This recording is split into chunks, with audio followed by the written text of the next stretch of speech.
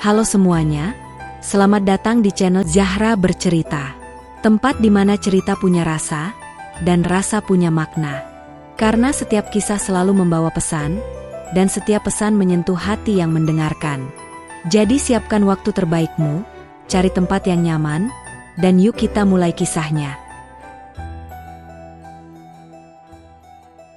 Malam sudah larut, jarum jam hampir menunjuk angka 12, tetapi Arman belum juga pulang. Liana duduk di ruang tamu, matanya terus terpaku pada layar ponsel, menunggu pesan atau telepon dari suaminya. Tetapi seperti malam-malam sebelumnya, tak ada kabar.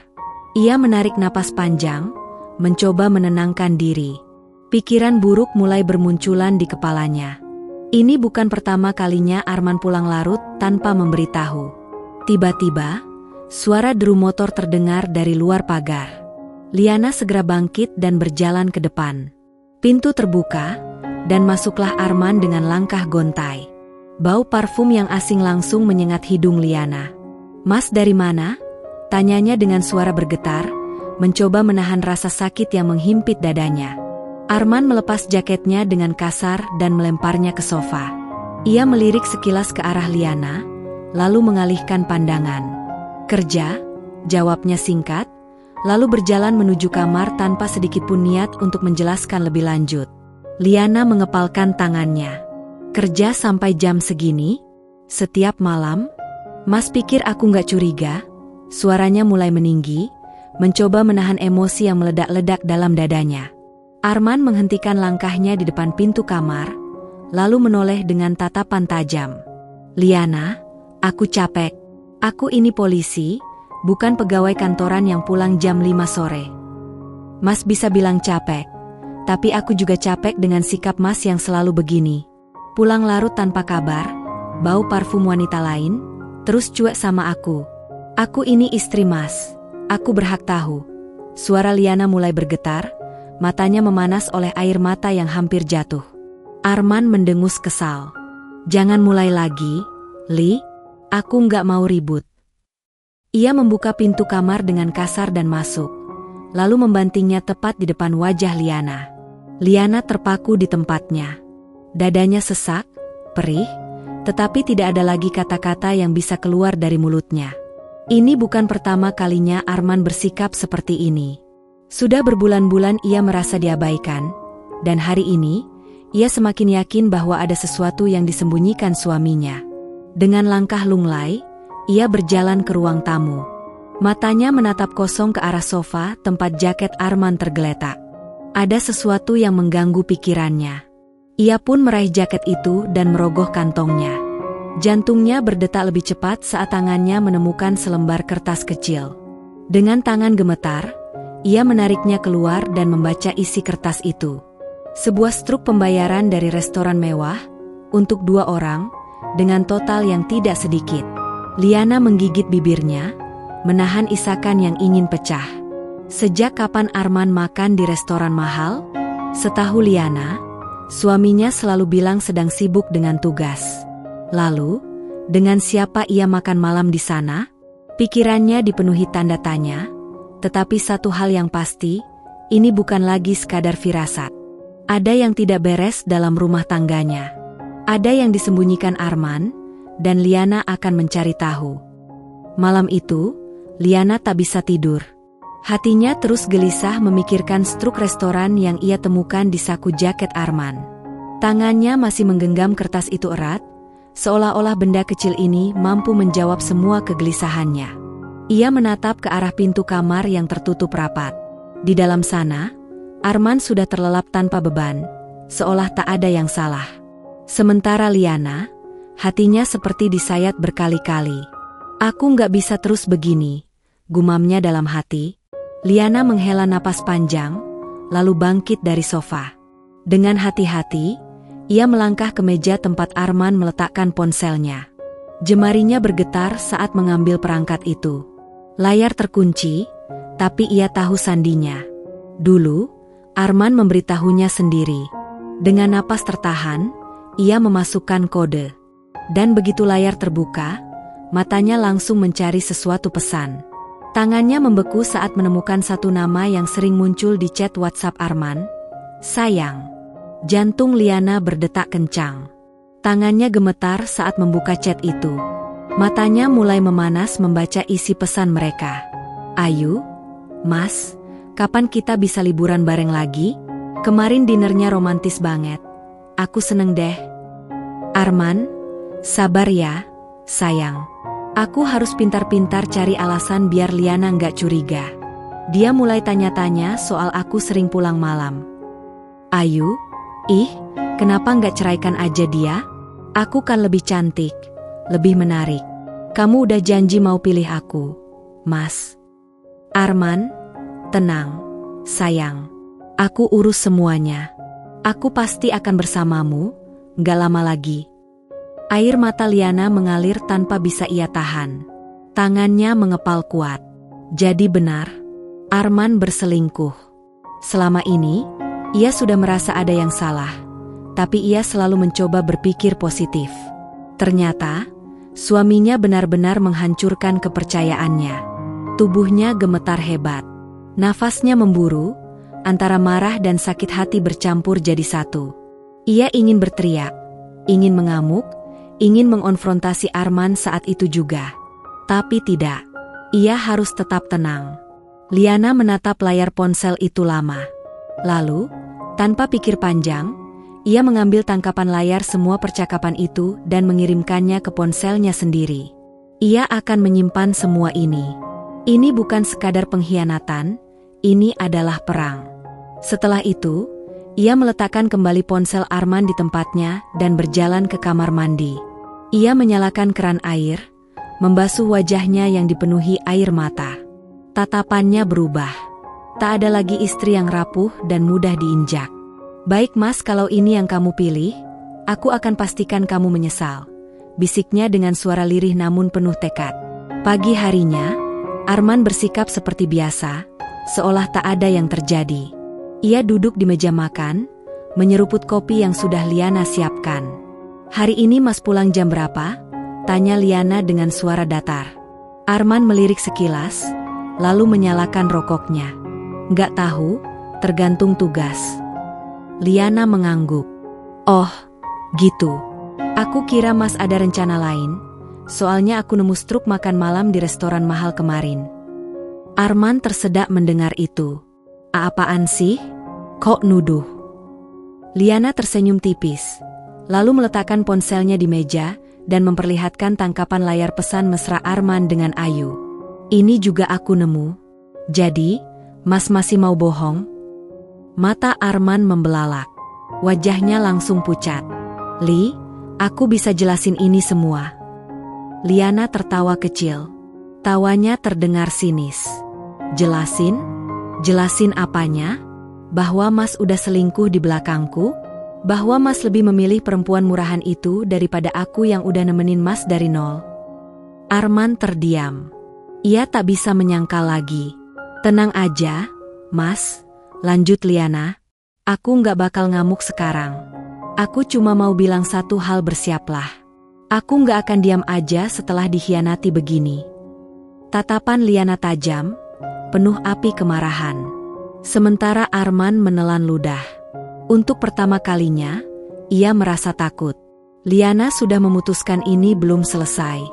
Ini baru awal dari rencana balas dendamnya. Sejak pagi, rumah terasa begitu sunyi. Liana masih terdiam di ruang tamu, menatap kosong keluar jendela. Semalam, ia telah mengungkap pengkhianatan Arman. Ia pikir, setelah semua bukti ia tunjukkan, suaminya akan merasa bersalah, meminta maaf, atau setidaknya mencoba memperbaiki semuanya. Tapi yang terjadi justru sebaliknya. Arman pulang lebih awal hari ini, dan Liana bisa merasakan ada sesuatu yang tidak beres dari wajahnya yang penuh emosi. Apalagi sekarang, pikirnya dalam hati. Saat itu, suara pintu terbuka kasar, dan sosok yang paling tidak ingin ia lihat muncul dengan ekspresi penuh kebencian mertuanya, Bu Rina. Dasar perempuan gak tahu diri. Aku sudah bilang sama Arman, dari awal aku gak setuju dia nikah sama kamu. Dan sekarang lihat sendiri, kan? Kamu cuma bisa bikin rumah tangga anakku berantakan. Liana tertegun. Belum sempat ia membalas, Arman sudah angkat suara. Iya, Ma. Aku juga udah gak tahan sama Liana. Dia tuh terlalu banyak curiga dan selalu nuntut ini itu. Aku capek. Liana merasakan dadanya sesak mendengar kata-kata itu. Matanya mulai panas, tapi ia menahan air matanya agar tidak jatuh. Jadi ini yang kalian mau? Menyalahkanku atas semuanya? Suaranya bergetar menahan amarah. Bu Rina mendekat dengan tatapan merendahkan. Dengar ya, Liana. Ini rumah Arman, bukan rumah kamu. Jadi kalau dia udah gak mau sama kamu, silakan angkat kaki dari sini. Apa? Liana menatap Arman dengan mata membelalak. Arman, ini rumah kita. Kita bangun bareng-bareng dari nol. Sekarang kamu mau ngusir aku begitu aja? Arman mengalihkan pandangan, tapi tetap dengan suara tegas. Rumah ini atas namaku. Aku yang bayar cicilannya. Jadi kalau aku bilang kamu pergi, ya kamu harus pergi. Liana tertawa miris. Ia tak pernah menyangka, laki-laki yang dulu bersumpah akan mencintainya seumur hidup kini justru tega mengusirnya seperti ini. Tiba-tiba, dari luar terdengar suara lain yang tak kalah menyebalkan. Adik iparnya, Dinda, masuk sambil melipat tangan di dada. Udah, Kak, jangan drama deh. Kakak kan cuma numpang hidup di sini dari dulu, katanya dengan nada sinis. Liana menatap Dinda dengan tatapan tajam. Aku numpang? Dinda, aku yang ngurusin rumah ini. Aku yang kerja keras dari dulu biar kita bisa hidup enak. Arman gak akan bisa jadi polisi tanpa aku di sampingnya. Dinda terkekeh. Ih, denger tuh, Ma. Kak Liana sok banget ngomong gitu. Kayak Kak Arman sukses karena dia. Padahal ya, Kak, kalau bukan karena Kak Arman yang kerja, kakak udah gak makan dari dulu. Liana mengepalkan tangannya kuat-kuat. Hatinya benar-benar sakit. Ia menatap satu persatu orang yang berdiri di hadapannya, suaminya, mertuanya, adik iparnya.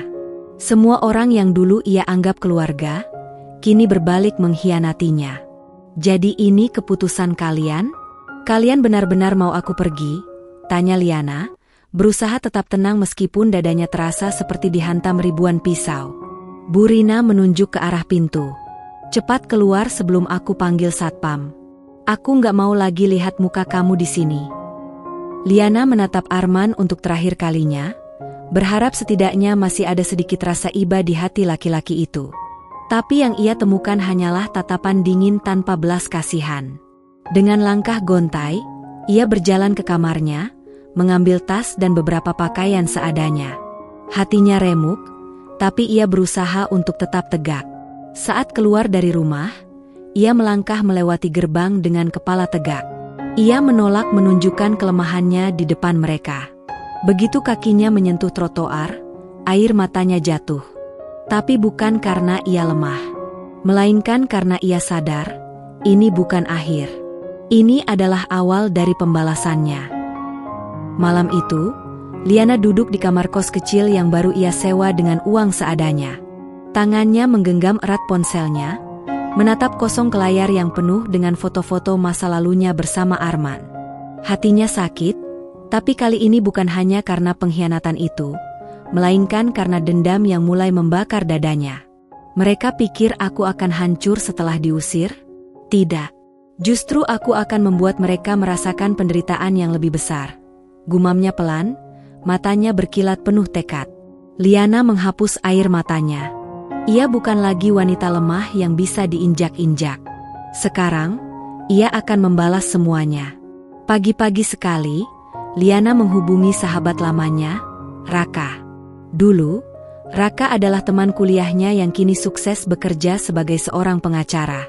Liana tahu, jika ada orang yang bisa membantunya menghancurkan Arman, orang itu adalah Raka. Tak butuh waktu lama, mereka bertemu di sebuah kafe. Kamu kelihatan lebih kurus, Liana, kata Raka, menatap sahabatnya dengan prihatin. Liana tersenyum miris. Ya, kalau dikhianati sama suami sendiri lalu diusir dari rumah, siapa yang gak jadi kurus? Raka mengepalkan tangannya. Brengsek. Dulu dia ngemis-ngemis minta restu orang tua kamu buat nikahin kamu. Sekarang malah kayak gini? Aku udah curiga dari dulu, Liana. Arman itu laki-laki yang gak tahu diri. Liana menarik napas dalam. Makanya aku butuh bantuanmu, Raka. Aku gak mau cuma menangis. Aku mau dia merasakan sendiri akibat dari perbuatannya. Raka mengangguk mantap. Aku di pihakmu. Ceritakan semuanya dari awal. Aku akan cari cara supaya dia jatuh sejatuh-jatuhnya. Liana mulai menceritakan segala hal, termasuk tentang pengkhianatan Arman, peran ibu mertuanya yang licik, serta adik iparnya yang selalu menghinanya. Ia juga memberikan bukti perselingkuhan Arman, rekaman percakapan, tangkapan layar chat, dan bahkan video yang ia ambil saat Arman berselingkuh dengan wanita lain di sebuah hotel. Raka tersenyum sinis. Bagus. Dengan ini, kita bisa mulai serangan pertama. Malamnya, Liana menggunakan akun anonim untuk menyebarkan beberapa bukti perselingkuhan Arman di grup istri-istri polisi di media sosial. Tak butuh waktu lama, postingannya menjadi viral di kalangan istri para polisi. Kasihan sekali istrinya, sudah berjuang sejak nol tapi malah dikhianati. Gimana bisa seorang polisi selingkuh terang-terangan begini? Kalau benar dia selingkuh, harusnya dia diberi sanksi. Polisi juga punya kode etik. Liana tersenyum puas. Ini baru awal. Tak cukup hanya menghancurkan reputasi di media sosial, Liana juga mengirimkan bukti perselingkuhan Arman ke atasan langsungnya di kepolisian. Beberapa hari kemudian, Arman dipanggil ke kantor untuk diperiksa. Desas-desus mulai beredar di lingkungan kerja Arman, dan ia mulai merasa tertekan. Malam itu, Liana menerima pesan dari nomor tak dikenal. Arman, kamu yang menyebarkan semua ini, kan? Liana, aku hanya memberikan fakta. Kenapa? Takut? Arman, brengsek. Aku bisa kehilangan pekerjaanku, Liana. Liana, bagus. Biar kamu tahu rasanya kehilangan sesuatu yang berharga.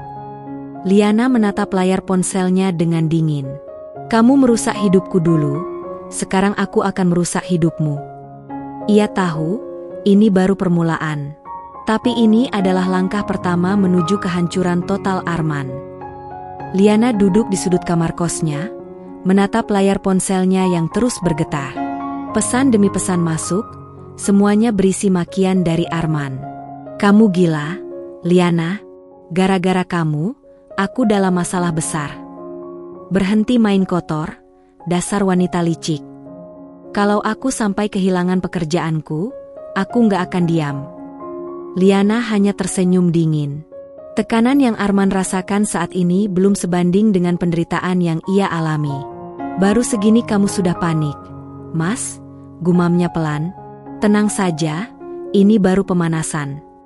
Liana tahu betul kalau Arman bukan tipe pria yang pandai mengatur keuangan. Selama ini, yang mengelola keuangan rumah tangga adalah dirinya. Arman hanya tahu menghamburkan uang untuk foya-foya. Dan sejak ia meninggalkan rumah, Arman pasti sudah mulai kewalahan. Liana menghubungi temannya, Dinda, yang bekerja di sebuah bank. Din, aku butuh bantuanmu. Bisa cek status rekening atas nama Arman? Aku ingin tahu apakah dia masih pakai rekening yang sama atau sudah ada perubahan. Dinda tertawa kecil. Wah, mau perang, ya? Aku bisa cek, tapi nggak bisa kasih detail. Tapi kalau mau tahu apakah ada masalah di rekeningnya, aku bisa bantu. Beberapa jam kemudian, Dinda mengirim pesan. Lia, rekening Arman kena blokir sementara. Sepertinya ada masalah transaksi mencurigakan. Kemungkinan besar dia terjerat utang kartu kredit juga. Liana tertawa puas. Bagus, makin terjepitlah dia. Tanpa ragu, Liana menyebarkan kabar ini ke ibu mertuanya, Ibu Rahayu, yang terkenal mata duitan. Ia mengirim pesan singkat.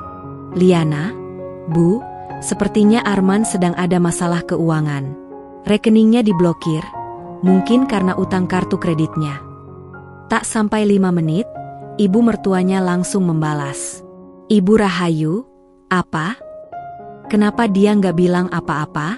Kamu pasti ada hubungannya, ya, perempuan sialan. Ini semua gara-gara kamu. Liana tersenyum puas. Ibu Rahayu pasti akan langsung menekan Arman, menuntut uang seperti biasanya. Sekarang Arman harus menghadapi dua masalah sekaligus. Tekanan di tempat kerja dan keuangan yang semakin menipis. Kabar buruk tentang Arman mulai menyebar luas. Rekan-rekan polisinya yang dulu menghormatinya kini mulai menjauhinya. Atasannya, yang terkenal disiplin, mulai mengawasi gerak-geriknya. Bahkan teman-teman Arman yang biasa ikut bersenang-senang dengannya pun mulai menghindar. Gila, si Arman ketahuan selingkuh terus diviralin istrinya sendiri. Parah banget, gue dengar dia juga hampir dipecat. Makanya, jangan sok jago. Kalau udah ketahuan busuknya, semua orang bakal meninggalkan dia. Liana mendengar semua itu dan merasa semakin puas. Ini baru awal dari kejatuhan Arman. Suatu malam, Liana mendapat telepon dari nomor tak dikenal. Ia mengangkatnya, dan terdengar suara seorang wanita yang familiar. "Liana, kita perlu bicara." Itu suara Vina, wanita yang merebut suaminya. "Oh, untuk apa?" Liana pura-pura terkejut. "Arman sedang dalam masalah besar, dan aku tahu kamu yang melakukannya." Suara Vina terdengar panik. "Kamu sengaja menghancurkan hidupnya." Liana tertawa sinis. "Bukannya dia yang menghancurkan hidupku lebih dulu? Sekarang, giliran aku yang bermain, Vina. Kamu pikir kamu bisa hidup bahagia dengan lelaki yang menghancurkan istrinya sendiri?" "Liana, tolong hentikan ini. Aku nggak mau ikut kena imbasnya." "Oh, jadi sekarang kamu takut? Dulu kamu berani tidur dengan suami orang, sekarang baru sadar kalau ini semua bisa berbalik ke kamu." "Aku nggak tahu Arman punya istri sebaik kamu." Suara Vina melemah. "Aku pikir dia benar-benar ingin meninggalkanmu."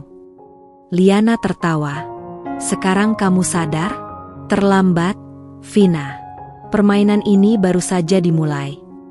Liana menutup telepon, meninggalkan Vina dalam kebingungan. Sekarang, ia tahu satu hal, Vina mulai takut. Itu artinya, rencananya berjalan sesuai harapan. Beberapa hari kemudian, Arman mendatangi Liana. Wajahnya terlihat kusut, matanya penuh kemarahan. "Cukup, Liana," bentaknya. "Aku sudah kehilangan segalanya. Kamu puas sekarang?" Liana menatapnya dingin. "Belum. Ini baru permulaan, Mas." Arman mengepalkan tangannya. "Apa lagi yang kamu mau?" Liana mendekatinya, lalu berbisik pelan. "Aku ingin kamu merasakan apa yang aku rasakan, Mas. Aku ingin kamu jatuh lebih dalam lagi." Arman terdiam, tubuhnya menegang. Ia tahu, Liana tidak akan berhenti sampai semuanya hancur. Dan Liana tahu satu hal, ia tidak akan menyerah sampai Arman benar-benar merasakan neraka yang ia alami. Arman duduk di dalam mobilnya, wajahnya kusut, pikirannya kacau. Napasnya berat, tangannya menggenggam kemudi dengan erat. Semua yang ia bangun perlahan runtuh di depan matanya. Reputasinya sebagai polisi mulai hancur, keuangan berantakan, dan kini Vina, wanita yang dulu ia anggap sebagai pelarian justru berbalik menghindarinya. Semua ini gara-gara Liana, geramnya dalam hati.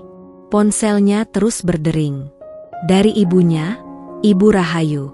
Arman menghela napas sebelum akhirnya mengangkat. "Halo, Bu." "Arman, kau benar-benar anak tak berguna," bentak Ibu Rahayu dari seberang telepon. "Kau tahu, kan, orang-orang mulai membicarakan keluargamu. Kau ini polisi, tapi malah kena masalah macam ini. Apa kau tidak malu?" "Bu, aku sedang berusaha menyelesaikan semuanya." "Menyelesaikan? Dengan cara apa?" "Uangmu sudah habis. Gajimu dipotong. Orang-orang mulai menjauh darimu. Dan aku baru saja dengar dari Pak RT kalau rumah ini hampir disita ban." Arman terdiam. Rumah yang selama ini ia tempati bersama Liana, yang dulu penuh kehangatan, kini berubah menjadi ancaman terbesar bagi dirinya. Ia sudah menunggak cicilan selama beberapa bulan karena terlalu sibuk menghamburkan uang untuk Vina. "Bu, aku bisa cari cara lain," ujarnya, mencoba menenangkan ibunya. "Cara lain? Apa kau mau mencuri?" Suara Ibu Rahayu semakin keras. "Liana itu istrimu yang paling sabar. Kalau dia masih di sini, keuangan kita pasti tidak akan seberantakan ini." Arman mengepalkan tangannya. Bahkan ibunya kini mulai membandingkannya dengan Liana. Setelah menutup telepon, Arman langsung menghubungi Vina. Ia butuh seseorang untuk menenangkan pikirannya. "Vina, aku mau ketemu. Kita bisa bicara?" Namun yang ia dapat hanyalah suara dingin dari Vina. "Arman, kita sudah selesai." "Apa? Maksudmu apa?" "Aku nggak mau terlibat dalam masalahmu. Polisi sudah mulai menyelidikimu, dan aku nggak mau namaku ikut terseret. Aku punya kehidupan yang harus aku jaga." Arman merasakan jantungnya mencelos. "Vina, kamu bilang kamu mencintaiku." Vina tertawa kecil, penuh ejekan. "Aku mencintaimu saat kamu masih sukses, Arman. Tapi sekarang, kamu bukan siapa-siapa lagi." Sambungan telepon terputus, meninggalkan Arman dalam kemarahan yang memuncak. Ia membanting ponselnya ke dashboard. "Sialan, semua orang meninggalkanku." Esok harinya, di kantor polisi tempatnya bekerja, Arman dipanggil oleh atasannya, Komandan Suryo. Saat masuk ke ruangannya, tatapan tajam pria parubaya itu langsung menusuknya. "Arman, kamu tahu kenapa saya memanggilmu?" Arman menelan ludah. "Saya tidak tahu, Pak." Komandan Suryo melemparkan selembar kertas ke atas meja. "Ada laporan dari beberapa rekanmu yang mengatakan bahwa kamu menyalahgunakan fasilitas kepolisian untuk kepentingan pribadi. Ditambah lagi, kamu juga terlibat masalah keuangan yang mulai menjadi perhatian." Arman membaca kertas itu dengan tangan gemetar. Itu adalah surat peringatan. Jika ia tidak segera memperbaiki masalahnya, ia akan diberhentikan secara tidak hormat. "Saya akan segera menyelesaikannya, Pak," ucapnya gugup. Komandan Suryo menghela napas panjang. "Kau tahu, Arman, kau adalah salah satu polisi yang dulu saya banggakan. Tapi sekarang, kau hanya menjadi beban bagi institusi ini." Kata-kata itu menamparnya keras. Liana muncul dengan serangan terakhir. Di tengah kekacauan hidupnya, Arman mendapat undangan pertemuan dari seseorang yang tak pernah ia duga, Liana. Mereka bertemu di sebuah kafe kecil di pinggir kota. Liana datang dengan penampilan berbeda, lebih berkelas dan percaya diri. Tatapan matanya tajam, seperti seorang pemenang yang menatap musuhnya yang kalah telak. Arman menatapnya dengan penuh kemarahan. "Apa lagi yang kamu mau, Liana?" Liana tersenyum. "Aku hanya ingin memastikan bahwa kamu menikmati kehancuranmu, Mas." Arman mengepalkan tangannya. "Kau puas melihat aku seperti ini?" Liana mengadu kopinya dengan tenang. "Sama seperti dulu kau puas melihat aku menangis sendirian di rumah." Arman menundukkan kepala, tak mampu membalas. Ia sadar, ia telah kehilangan segalanya. Dan kini, ia hanyalah bayangan dari pria yang dulu merasa bisa memiliki segalanya. Liana menatapnya lama sebelum akhirnya berkata, "Permainan ini sudah selesai, Arman. Kamu boleh terus terpuruk, atau kamu bisa belajar dari ini semua. Tapi satu hal yang pasti, aku tak akan pernah kembali." Liana bangkit dan meninggalkannya di sana, sendirian. Arman hanya bisa duduk diam, menatap secangkir kopi yang mulai dingin di hadapannya. Ia kalah. Dan kali ini, tidak ada jalan kembali. Arman terduduk lama di kafe itu, menatap kosong kemeja di depannya. Kopi yang dipesannya sudah dingin, tapi ia tak peduli. Ia masih mencerna kata-kata Liana, kata-kata yang menyayat harga dirinya seperti pisau tajam. Ia kalah. Dan tak ada jalan kembali. Liana telah pergi, meninggalkan hidupnya yang dulu berantakan. Ia yang kini terpuruk, kehilangan segalanya, istri, rumah, kehormatan, bahkan pekerjaannya sebagai polisi berada di ujung tanduk. Tak ada lagi yang tersisa untuknya. Seminggu setelah pertemuannya dengan Liana, semuanya semakin buruk bagi Arman. Ia akhirnya menerima surat pemberhentian dari institusi kepolisian. Semua bukti yang dikumpulkan oleh atasannya cukup untuk mencopotnya dari jabatan. Dari seorang polisi yang dulu disegani, kini ia hanya seorang pria yang tak punya arah. Tak ada uang, tak ada pekerjaan, dan rumahnya pun sebentar lagi akan disita ban. Vina, wanita itu sudah menghilang dari hidupnya. Keluarganya, Ibu Rahayu yang dulu membelanya mati-matian kini tak lagi mau berbicara dengannya. Bahkan adiknya, Dodi, hanya bisa menggelengkan kepala saat melihat kondisi Arman yang semakin terpuruk. "Kamu benar-benar menghancurkan hidupmu sendiri, Mas," ucap Dodi dingin saat Arman datang meminta bantuan. "Dulu kau bangga meninggalkan Mbak Liana, sekarang kau menuai akibatnya." Tak ada yang peduli padanya lagi. Untuk pertama kalinya, Arman merasakan betapa menyakitkannya ditinggalkan. Sementara itu, hidup Liana justru semakin membaik. Setelah berhasil membalas perlakuan buruk Arman, ia mulai membangun kehidupannya sendiri. Dengan koneksi dan keterampilan yang ia miliki, ia kembali bekerja di dunia bisnis. Tak butuh waktu lama baginya untuk meraih kesuksesan. Kini, ia bahkan memiliki perusahaan kecil yang berkembang pesat. Tetangganya yang dulu sering meremehkannya, kini justru berusaha mencari muka. Adik iparnya, Dodi, bahkan diam-diam mulai mengagumi ketangguhannya. Dan yang paling menyakitkan bagi Arman, Liana sudah benar-benar melupakan dirinya. Suatu hari, Arman melihat berita tentang Liana yang muncul di media sosial. Ia mengenakan gaun anggun, tersenyum bahagia di sebuah acara bisnis bergengsi. Bersamanya, berdiri seorang pria gagah, berwibawa, dan jelas sangat mapan. "Siapa pria itu?" gumam Arman, matanya membelalak melihat foto mereka yang tampak begitu serasi. Tak butuh waktu lama baginya untuk mencari tahu. Liana kini dekat dengan seorang pengusaha sukses. Pria itu bukan hanya kaya, tetapi juga menghormati dan memperlakukan Liana dengan sangat baik. Arman merasakan dadanya sesak. Ia yang dulu mengkhianati Liana demi wanita lain, kini melihat mantan istrinya hidup bahagia dengan pria yang jauh lebih baik. Sementara dirinya, terpuruk, miskin, dan tak punya siapa-siapa lagi. Hari-hari berlalu dengan semakin sulit bagi Arman.